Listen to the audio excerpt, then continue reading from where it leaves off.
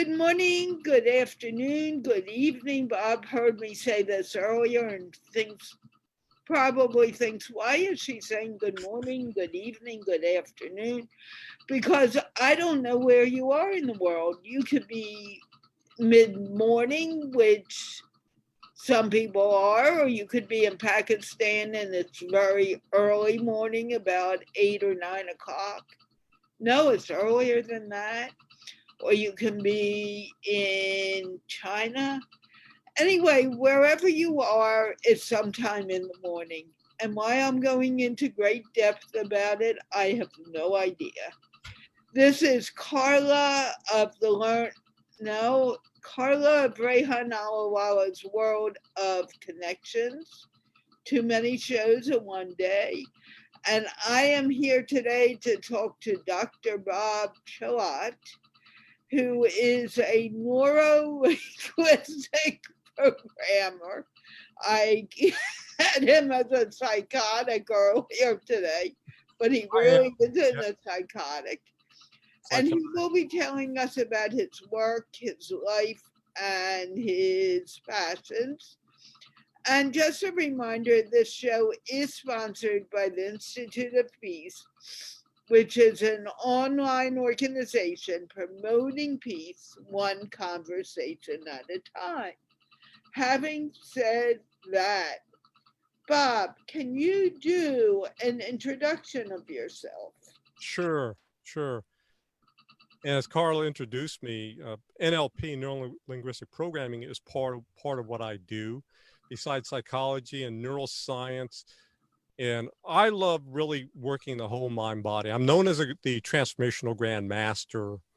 And I have a book that's going to be coming out on, right now the working title is Unleash a Champion Within. And I'm also working on a book on NLP and mastery. And I've been in the area of NLP and hypnosis for like 40 years, and even studied hypnosis long before that, but also studied psychology, doing both my master's and my doctoral program in that, and then also doing a postdoc in neuroscience. I love everything about the brain. And I've been a personal trainer, a strength and conditioning specialist, a lifelong martial artist. I've been in a martial arts since I was 18 months old, all the way to the present day. And I served in the United States Marine Corps and the Los Angeles Police Department. And I've also an entrepreneur. I love entrepreneurship. Today, I love to help people become their best possible selves. That means to transform, not just in their mind, also in their body, because I believe both go hand in hand. And I just love everything what I'm doing, and then also developing the relationships along the way in terms of helping others, but also collaborating with others as well. So, yeah. You went from a police officer, and I know at the time you were a police officer, they had quite a different reputation. Correct. But still, that is a big jump. What got you into being a police officer to begin with? And sure. Then we'll move on. Sure. I'm just curious.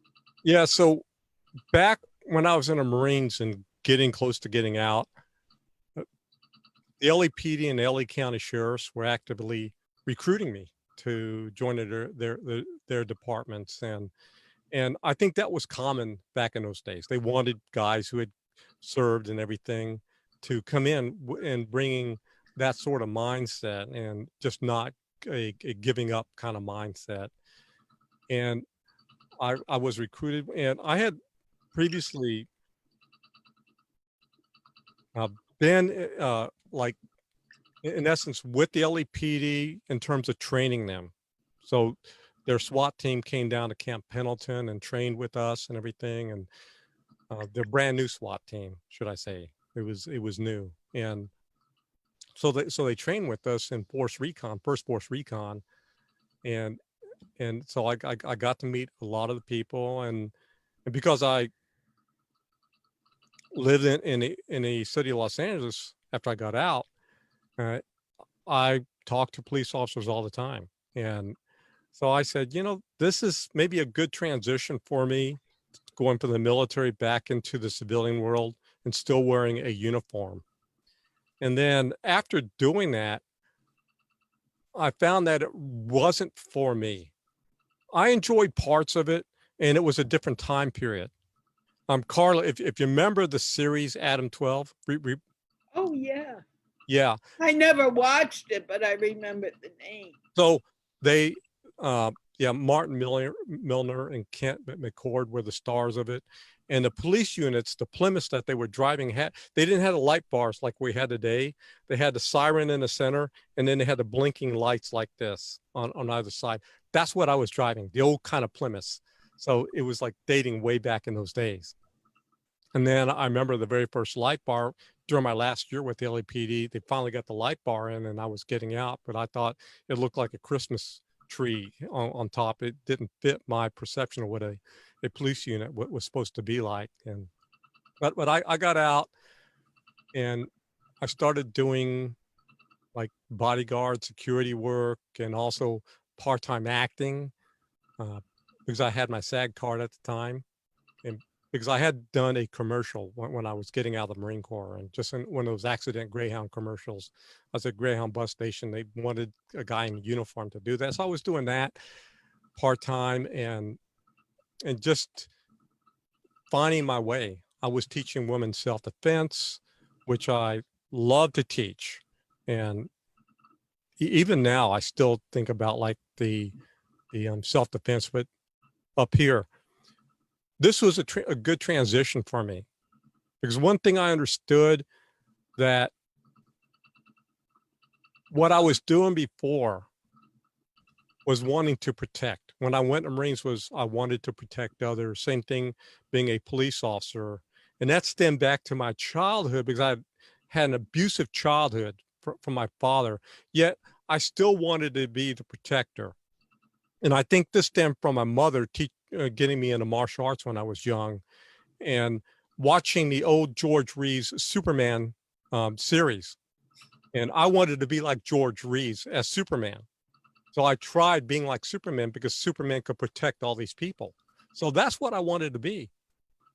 And it wasn't until a deep realization, especially when I was a police officer, that I cannot protect people. And nor should I have to do it all the time. I cannot be everywhere. Even Superman is limited. He could not protect everybody. When I started teaching women self-defense, is about teaching them how to protect themselves. And in the midst of teaching women how to protect themselves, and even those around them, it became more of a mindset versus just physical skills.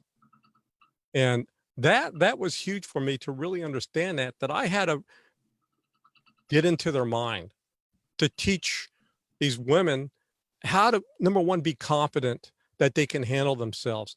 Number two, how they can be confident and taking the skills necessary to become fierce. So it's not about just, you know, I'm going to go and be able to stop somebody from attacking me. How can I become like a fierce animal when needed and attack the attacker? So I had to teach them how to shift their mental state. And as I was doing that, and I had learned a lot of things, and I had taken some of the stuff I learned in neurolinguistic programming and applied it to that, in hypnosis and applied it to that, in other areas of psychology and applied it to that, along with the change in the physiology, which is what is taught in NLP, to be able to apply it into their whole being.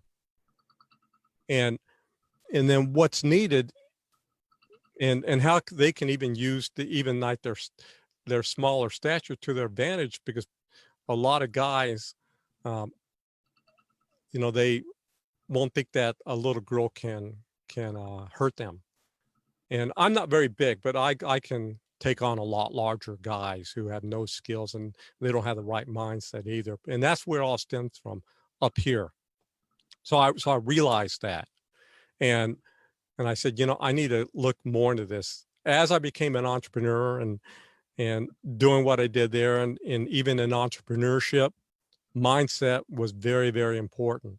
Having the entrepreneurial mindset. And it came down to looking at everything that I did stem from what I thought, not only about myself, but about what I was, the actions, behaviors that I was taking.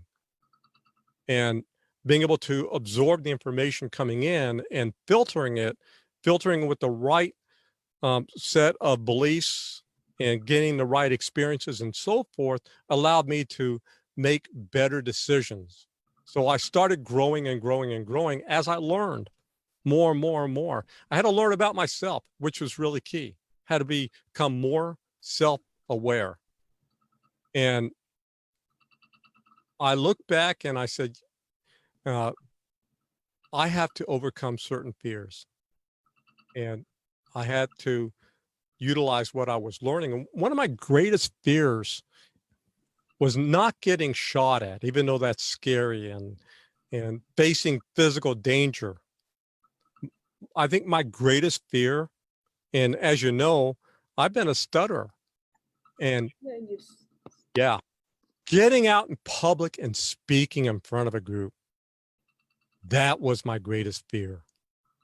There was no way that I was going to do that. I could teach classes, things like that, because I'm guiding people. I'm kind of coaching them. To me, that's different. But when I'm on stage in front of a group and it's just me like this, and I think a lot of people who have a fear of public speaking, they have a fear of being judged and so much more in terms of that. I have that. And I remember the first time I was out there alone and I challenged myself, and my eyes glazed over, my mouth went dry, and I felt like that deer that in the middle of the street when the car's coming by. That's what I felt like. And it was scary. I had to go through that, and I did. And it turned out that nobody even noticed how scared I was, and even noticed that I stuttered and I was shaking. My stomach was quivering like really bad, and I just talked, and I know that I didn't do very good, yet people didn't notice. And then the next time I got out there, and based on the feedback that I got from others, I became more confident. And I started doing it more and more and more and more, to the point I remember one time I was on a stage with a large audience, and there was leaders within the audience and people that I knew, like a mayor of the city here, and other people, and I was able to speak with confidence and moving my body with confidence, taking everything I learned in neuro-linguistic programming and applying it, and being able just to make the right gestures and saying the right words. And boy, it just felt so good that I knew that what I was teaching and I applied to myself, I was able to help others out there, that I knew that it worked. Yeah, because I became my own experiment.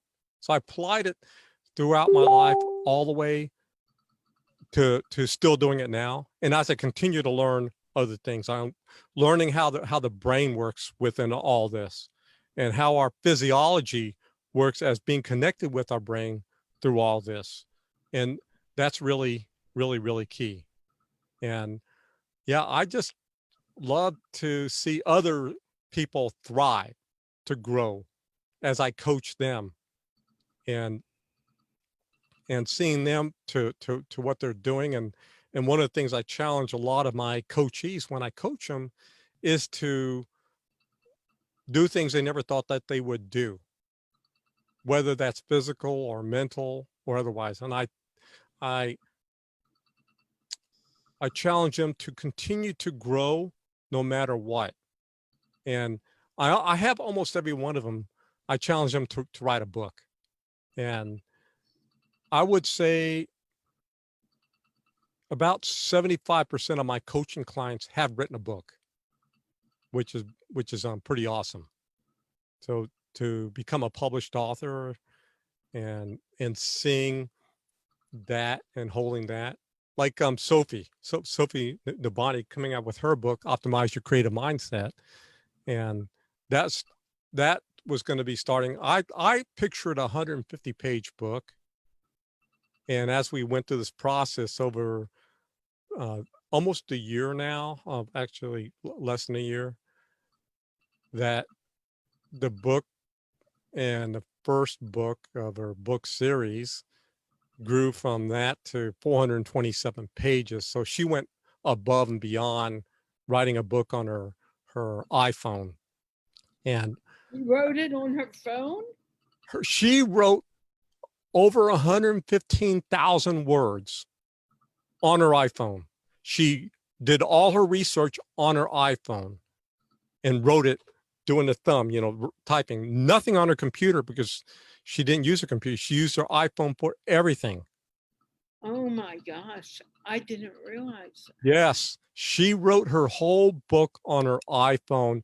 And I told other people about it, and they said she should write a book about how she wrote a book on her iPhone. Absolutely. Yeah, I think she needs to create a course on how to write a book on your iPhone, because that's a big book. You saw the book, right? Yeah. Yeah, that's a big book that she wrote all on her iPhone. And I still can't fathom it, because a lot of people have a hard time typing on their computer, much less using her phone.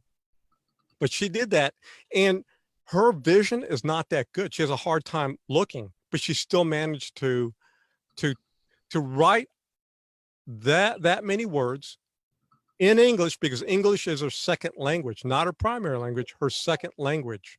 And still, to me, I learned. So one of the things when I coach people, I learn a lot from them, because there's things that they have done and experienced in their life that I'm growing the same as them. And Sophie is no different. As I worked with her and challenged her, and she's challenged me right back, I've grown. So I really appreciate each one of them. And Sophie is especially, now I do kind of coach her a little bit, but we're more business partners now than anything. And uh, yeah, so now you know her thing with her iPhone that I mean, can you imagine taking this thing right here and writing your book? Yeah. That people have been encouraging me to do that on my phone, and I'm like, really? Yeah. And she didn't speak the book like a lot of people use Yeah. their phone to speak into it. No, she wrote it like this, using her thumbs to write letter by letter. That's a lot. No, that's an extreme amount. I respect that. Yeah. Now, you said something about neuro-linguistic Programming. Correct. affecting your choice to get out of the police department, or you knew about it then? I knew about it then, because while I was with the LAPD, I had come across it. And because I had been, I also had gone through the S program back long before that. And Werner Earhart through his program. Oh, yeah. Yeah. And so I understood about EST, and it was kind of like almost like semi-military program that they had. And I know that Tony Robbins took a lot out of S2 to apply to what he created, because he saw what they were doing. But I had understood about NLP and hypnosis and a relationship there. And I had come across some other books that I know that the founders of NLP had studied, and I had some of the other books. and I still do somewhere around here. And I love to learn. And NLP was a technology that I could understand. And I love the name initially, neuro linguistic programming. So programming, I had studied computer programming during my last semester back in high school, going to USC every weekend and studying Fortran, computer language, programming the big old IBM 360 computers. Remember the computers had the big old machines, and you use punch cards and you feed them through. Remember that, Carla? Oh yeah. Yeah. So I was programming that back in high school. So I'm kind of a geek in terms of that kind of stuff. That's the reason when I see technology, and even now, and I'm looking forward to see all the new technology, and I start thinking, well, like our computers are outdated now. Even our smartphones are, to me, is like old school, because I look forward in terms of everything what I do. And for years, I've been studying quantum computing and really diving into that in a technology called spintronics. I'm not going to get into that because that's delving into physics and at the quantum level. So, but it's called quantum computing and spintronics, and it works completely different than traditional computers the way they work now. So once they get it perfected, and it's going to take a little, it's still a big challenge, but once they're able to do it, if we can get quantum computing in something this size, so computers, as we know, once they get it down with spintronics, computers are going to be able to store a lot more information based on what we know now, at least 100,000 times more than we have at the highest capacity now, and at that much faster, 100,000, a million times faster than what we have now in terms of computing. Really, really, really fast. And the computers can never crash. Unlike our computers now, when they crash, you lose information. That can never happen with quantum computing. How can that be so? Yes. So with computers, and even with the smallest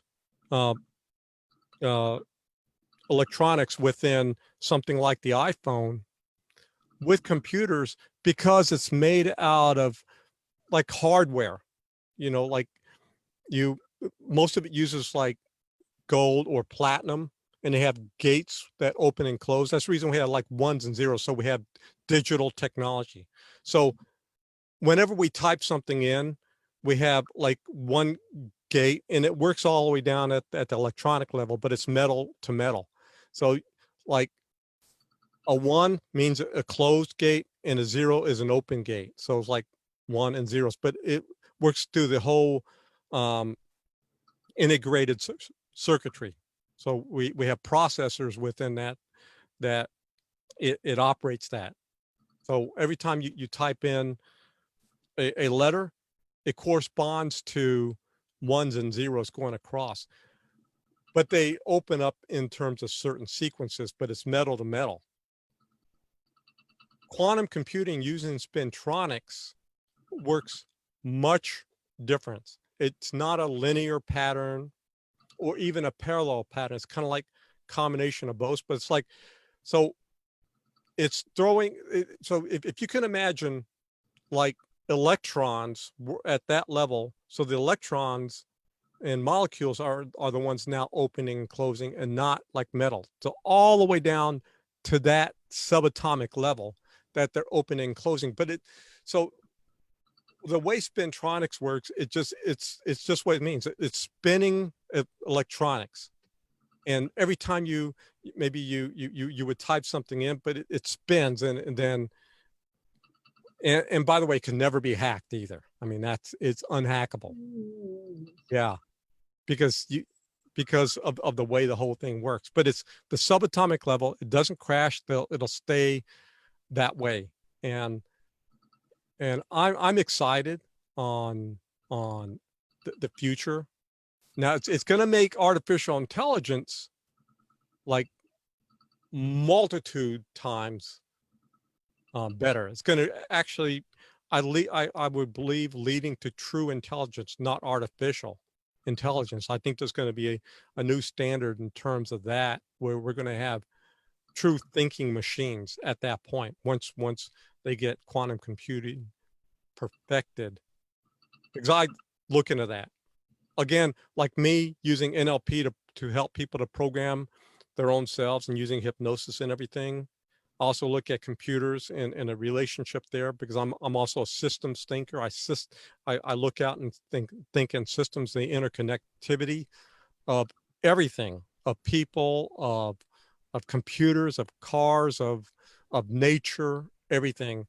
And I will, like, I dive into the current programming. So I studied Python and R, which is the two primary languages that's used in artificial intelligence, as well as data science.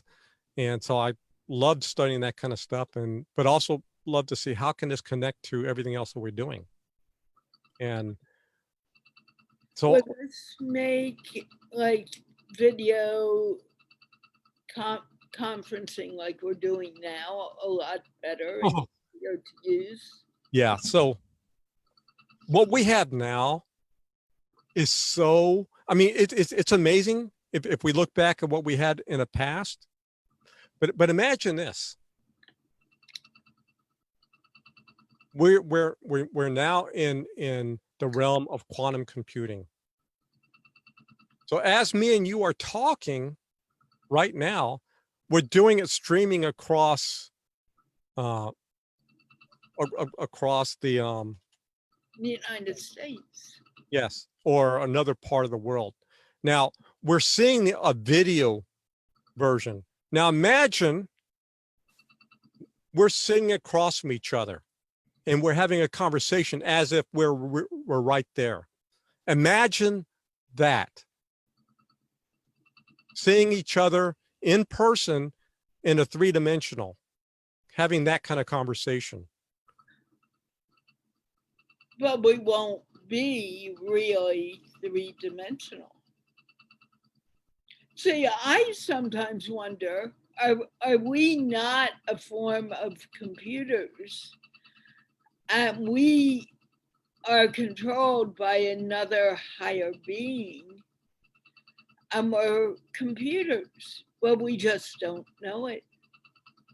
Yeah, that's an interesting thought as we think about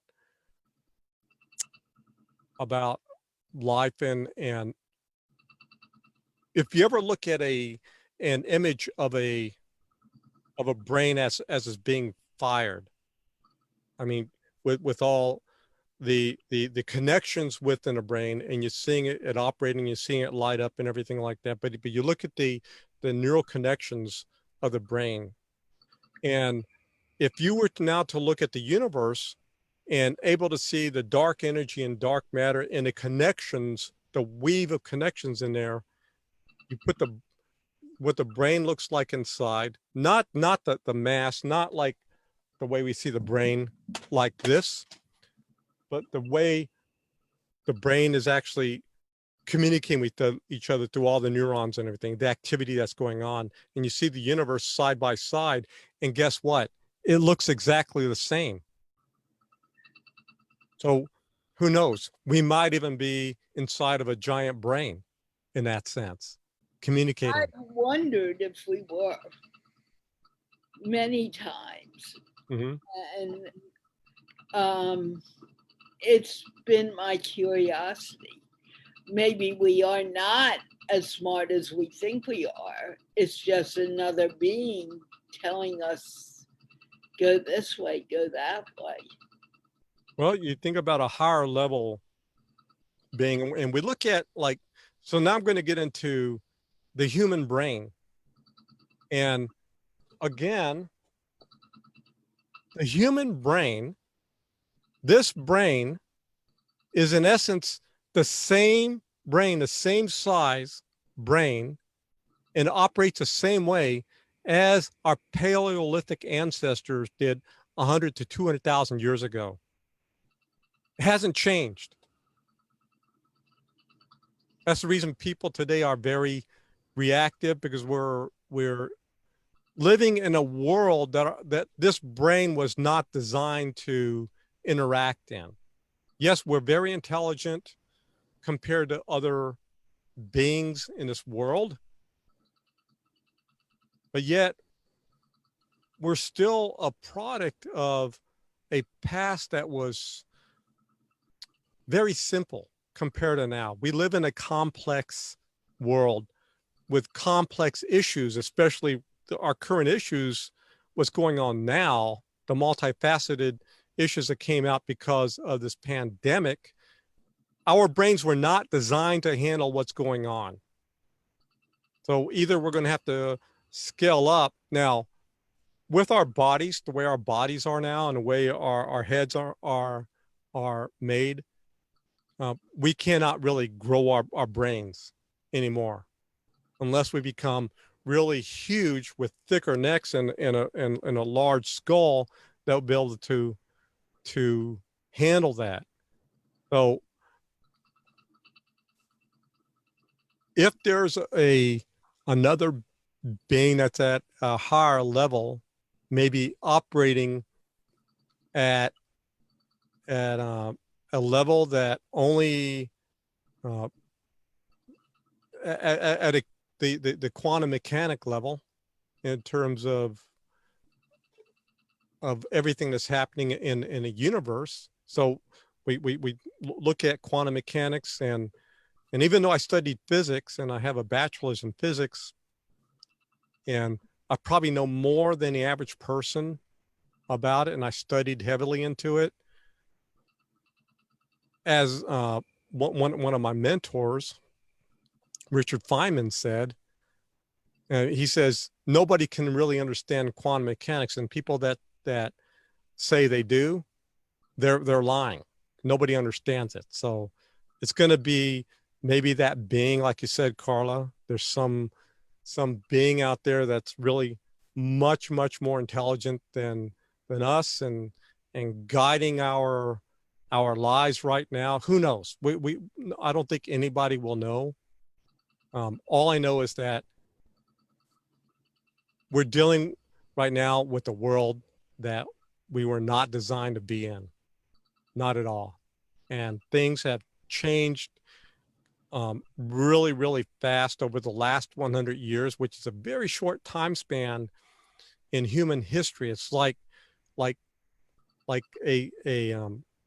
drop in the ocean of the human lifespan, human existence, and we're still working with this brain, even though this part right here, the prefrontal cortex, allows us to think at higher levels.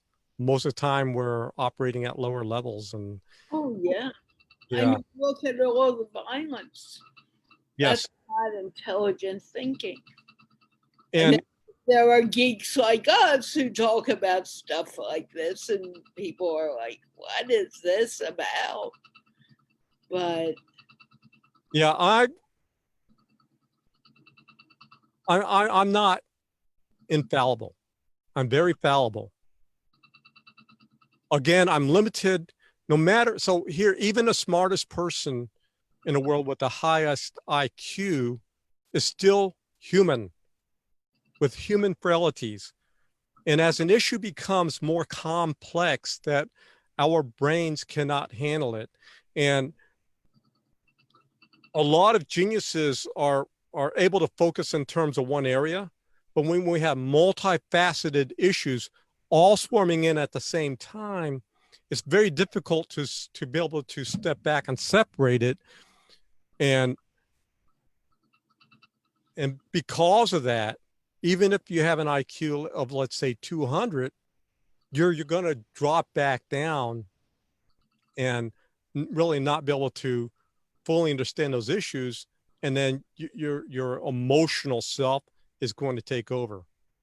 And I've been on both ends of the IQ spectrum. I've been diagnosed as being a moron. I had an IQ at one time of 70, and that's only because of what I went through as a childhood. And then later I had an IQ test that as an adult, and I scored a 156. So I went from being mentally retarded to being a genius level IQ. And I don't really have a big belief in the IQ test, especially when it comes to successes in life and so forth. And I believe there's much more to other areas of intelligence. And I know Sophie wrote a book on creativity. So we have the creative intelligence. We have, Dr. Howard Gardner wrote a book called Frames of Mind, where he talked about different intelligences. And that was, I believe, written in 1980. And he talked about the multiple intelligence that's out there. So some people may be more intelligent in some areas versus other areas. Some people may be great at working with their hands and taking apart things. And the typical IQ test focuses on a very limited area of our human being. And so we need to look at what are each one of us intelligent in. And because we're dealing with complex issues today, we need to bring in other people with other areas of intelligence and other experiences in order to deal with it. I don't care how smart a person is. As a single person alone, we cannot deal with those issues. We can't. We need people like you, Carla. We need all these other people to come in and give their insights and so forth to help to deal with it. We need people that are so-called uneducated, but they may be educated in their realm. Like, for example, tribes of people that are living in the Amazon jungle are intelligent in their world. So we need to bring all these people in to be able to deal with it and understand from their perspective. And I think when we all can do that, and I'm glad, like with what you're having every Monday, Tuesday, and Thursday, and bringing in the panels that you do, we're getting different perspectives and bringing in their intelligence into the equation as you introduce a particular topic. And I think that's important. I think we need to embrace that more and more, get all different sides and focus. If you want to focus on a particular issue, do that, get the different perspectives. Now, how can we all come together on a mission to be able to deal with that from these different perspectives? And I think we need to approach it from a realm of critical thinking, obviously, because I don't think too many people are critical thinkers out there in today's world. Again, they're being overwhelmed, but we need to add that aspect in and take people and be able to utilize that, and maybe put on, like, each person will wear a hat and see how we can come and had like in Harry Potter's series, there's 4 houses, and you go into the house they belong. Mm-hmm. Yeah, I just love how different people can come together and deal with complex issues, and it's been shown time and again. I know that there's been questions that have been posed that even the most brilliant minds have not been able to answer. Yet, when I forget, there was one issue that would have taken even a handful of brilliant people maybe decades to figure out, but when they posed a question online and invited people from all over the world to come in to give their insight on what to do, each person brought their perspective. But when you had millions of people, boom, boom, boom, coming in, they were able to take something that would have taken decades to figure out, and they figured it out in a matter of days. We all have experiences in our life. We all have our brains based on those experiences and beliefs and educational levels of all kinds coming in. And when I say education, not just formal education, but informal education. And again, no one is so brilliant that they know it all. In fact, I think a person who's truly brilliant knows that he or she does not know it all. And it's important to take the perspectives of all these other people.